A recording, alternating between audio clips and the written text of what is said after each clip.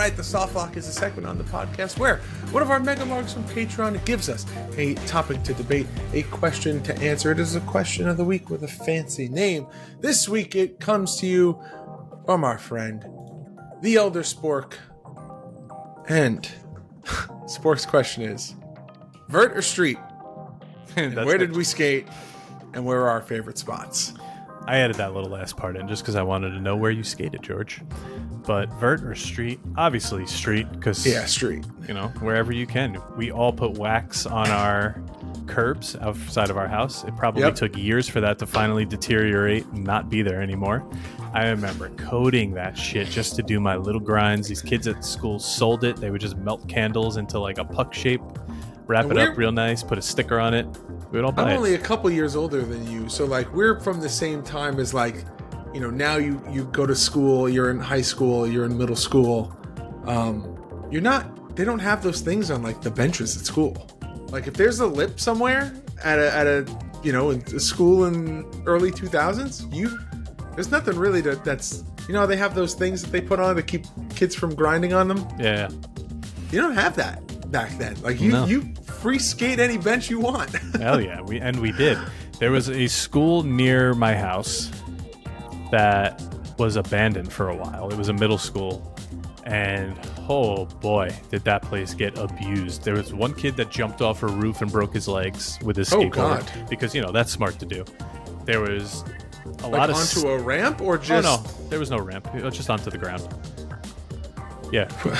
He ate a lot of crayons growing up. A lot of steps, a lot of stairs. I think a skateboard, while I was there, once went through the glass from one of the steps because they slipped. There were a lot of cops called because, you know, the skateboarding, that eventually they chopped everything so you couldn't grind anymore.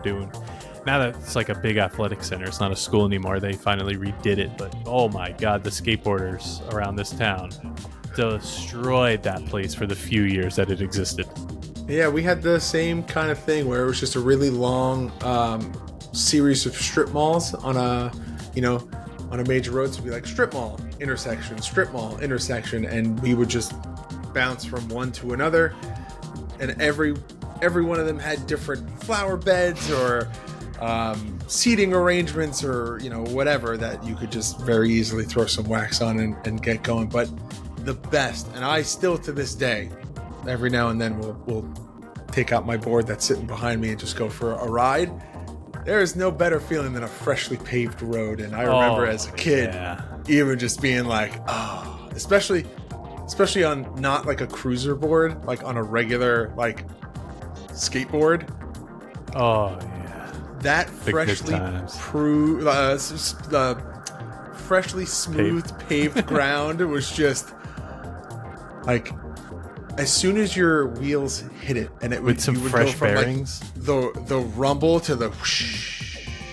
Like once you heard that whoosh noise, you were like, "This is bliss." Like I don't know any other feeling that is better than this. So my first skateboard was a Black Label, and it was so shitty that like I just had really bad bearings, and I didn't know any different. So when I got like a new deck, I got a Baker Jim Greco.